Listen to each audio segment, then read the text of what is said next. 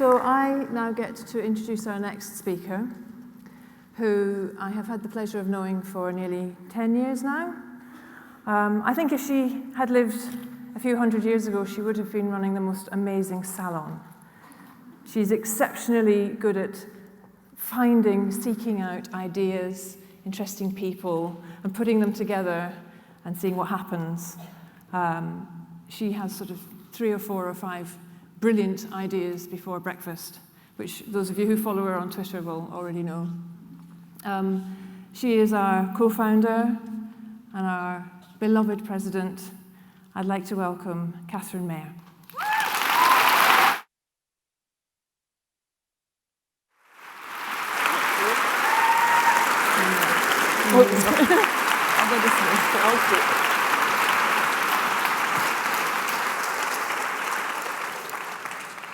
I'm good at handbags. I think I'm supposed to use this. So, 10 months ago, something happened. Something happened that condemned me to stages like this one as Sandi's unfunny sidekick. Sort of Ernie Wise to her Eric Morecambe, or Eddie the dog to her Frasier. What happened was that I stood up at the Women of the World Festival and I proposed the idea of the party. Oh, feedback, nice. I proposed the idea of the party that has brought us all together this evening.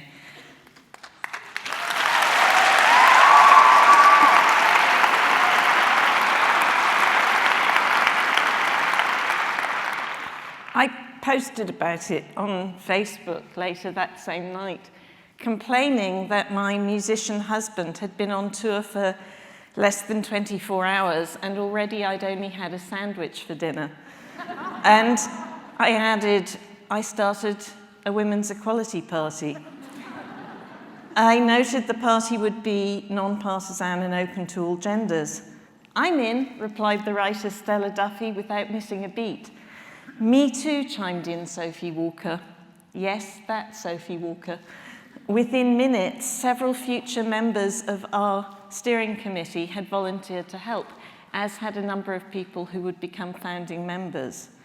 The next morning, I rang Sandi to tell her what had happened and discovered that by sheer coincidence, she was planning to close the festival by showcasing a fantasy party, the Rescue Party, which bore more than a passing resemblance to the Women's Equality Party. She offered me a position. Darling, would you like to be my foreign secretary? Much more significantly, she also very quickly came to the brave decision to stand down from helming the news quiz in order to help make the news.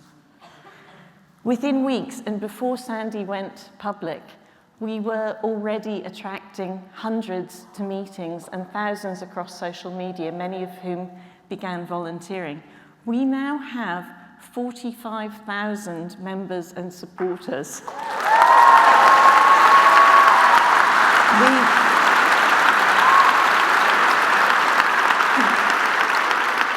We have more than 70 branches across the UK. It is astonishing. Not only that, but we've already raised more than £500,000 without any corporate donations and no really big private donors. Most donations have been small, but they'll have felt anything but to the people making them, dipping into meagre savings. Women have written to us to say that they've raided their pensions to join because they have waited their whole lifetimes for a party like this.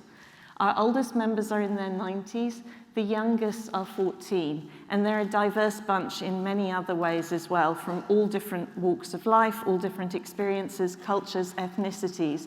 But there's something that binds the majority, which is that they are regular voters who have never before felt moved to join a political party. Then there's a smaller number, but still substantial, who are already members of existing parties. We have Labour members, Greens, Lib Dems, Tories, there is even a UKIP member. I believe it's not Nigel. Could be wrong. The thing about those other parties, with the obvious exception of UKIP, is that in theory they are signed up to gender equality. In fact, some of them act as if they own gender equality. So the question I thought it would be interesting to address tonight is, given that consensus and given the fact that there is an obvious appetite for gender equality, why isn't it, happening? So part of the answer is enshrined in our 6 core objectives. We are calling for equal representation in politics, in business, and in working life, for equal pay, equality through and in education, shared opportunities and responsibilities in parenting and caregiving, equal treatment by and in the media, and an end to violence against women. We recognise that it will not be enough to deliver one of these goals because each area of inequality reinforces another. So, for example, how are children supposed to grow up free from damaging stereotypes when most of the women they see on their screens are victims or vamps? The role models for boys are scarcely more encouraging. Boys don't cry, we're still told. Well, the suicide rates are highest among young men. How is the political system supposed adequately to represent the diversity of the whole population when it routinely excludes and marginalises more than half of us? Do you know that there are in Westminster at this point more male MPs than there have ever been female MPs elected? It's amazing.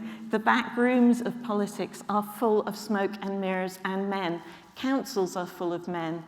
2/3 of councillors are men. 87% of council leaders are men. It is no wonder that people still talk about the patriarchy as if it was this sort of weird, evil, secret society that meets in a bunker somewhere, subterranean, sits around a boardroom table, plotting how to keep uppity women down. It's a ridiculous conspiracy theory because there's nothing secret about it.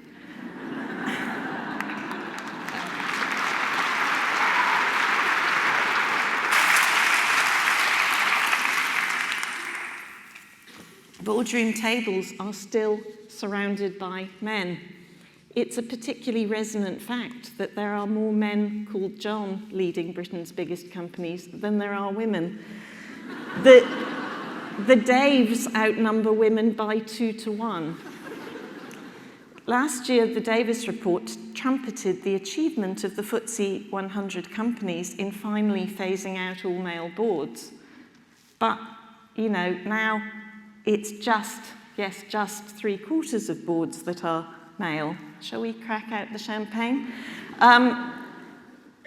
What the report failed to highlight is that 91% of the 25% of board members that are now female are non-execs, which means they're not involved in the day-to-day running of the companies, which remains an almost exclusively male preserve.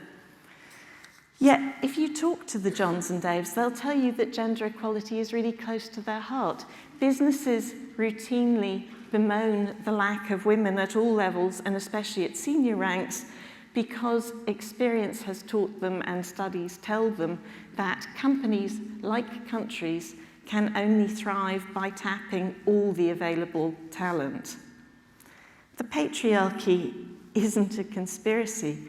It's a self-perpetuating muddle in which good intentions too often succumb to lethargy. The Johns and the Daves talk the talk, but they know that they have to recruit women and keep women, even if those women become mothers. They're just really, really bad at it, because that would mean a culture shift, recognizing that childcare isn't a women's issue, it's a people issue, it's a parenting issue. It would mean recognizing that the best candidates don't necessarily look and sound like them. It would mean recognizing that the best decisions are made by bringing to bear a true diversity of opinion and experience. The Johns and the Daves know all of this. They talk the talk, but they too rarely walk the walk. The Johns and Daves in politics talk the talk, but too rarely walk the walk. Dave, chillaxing in number 10, call me Dave, he talks the talk. He said, you cannot build strong economies, open societies, or inclusive political systems if you lock out women. True enough. So what's he doing to build a strong economy, an open society, and an inclusive political system? Well, the answer is a bit.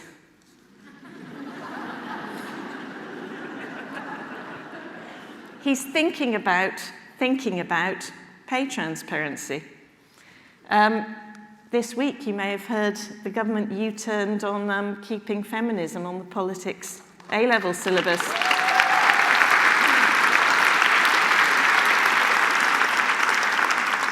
I think they had a bit of help from some quarters.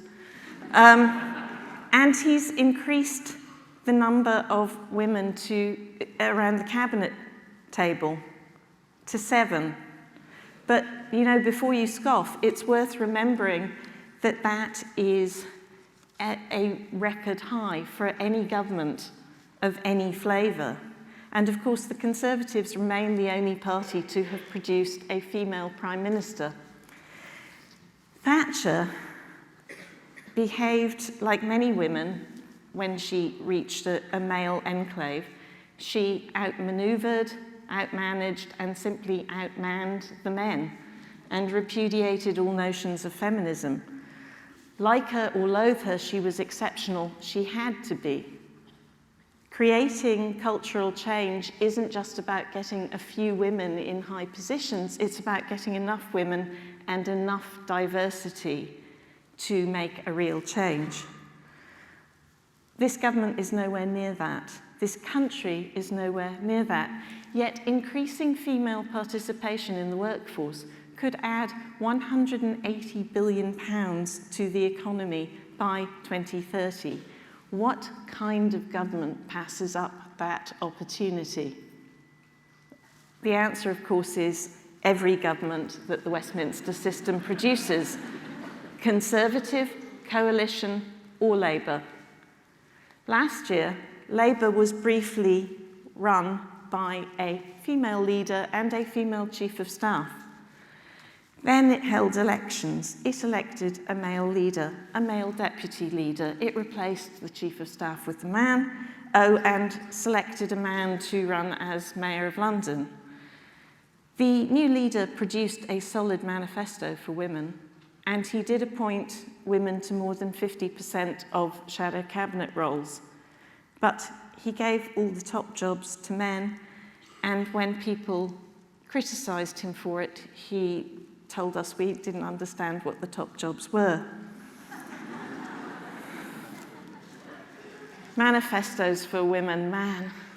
I've seen so many manifestos for women. I have heard so many good promises made by the traditional parties. The problem with the traditional parties is they say all of these things, but in order to deliver, they would have to put a priority on gender equality and keep a priority on gender equality. And that's just not going to happen. They would need to work with each other to deliver. That doesn't happen. But it's about more than a combative political system. I covered politics for years, and it wasn't until Sandi and I started attempting transformative politics that I understood what the impediments to transformative politics were. An electoral system that is supposed to ensure stability and instead just stops change dead, that encourages corruption and detachment and laziness. And the cost of politics. Let me tell you about the cost of politics. It's not just about the exorbitant cost of the deposits, though, you know, £10,000 to run as Mayor of London plus another 10,000 as leaflets is pretty obscene when other countries do this just by collecting signatures. It's about the cost of the machinery in order to get your word out, because, of course, true democracy is about informed choice, and it's about the cost of technology, and very importantly, it's about your candidates being able to run. You know, women are, they earn less than men, they are poorer, they are more likely to be juggling several different caregiving duties, and it's not surprising they shy away from the idea of when they can't afford it, they don't have the time, how are they going to be public servants? But that is why you have such a disproportionate number, not only of men, but of wealthy, affluent, public school educated men, the kinds of men who pepper their speeches with Latin. Though, as the current Mayor of London probably once said, mendacem memorem esse portet.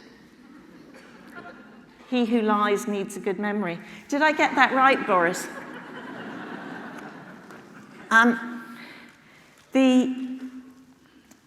What the Women's Equality Party needs urgently, and you're going to keep hearing about this, is money. We need money to campaign. We need money to subsidise our candidates. We want to create bursaries. We want to be able to pay for childcare. We are campaigning to win seats and influence. We have asked the other parties to join with us to deliver gender equality, and we hope they'll do that. But if not, we hope they'll try and neutralise us by stealing our policies and implementing them too. Because that way, we still win. We all win.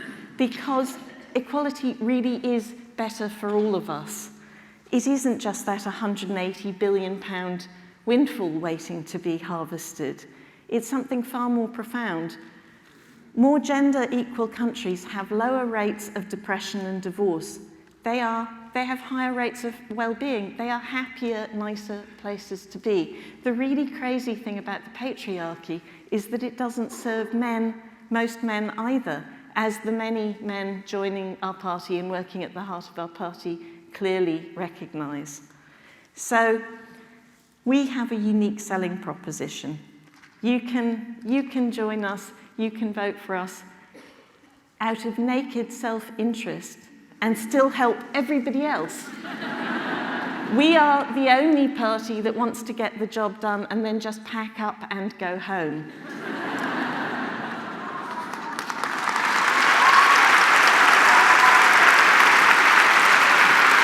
So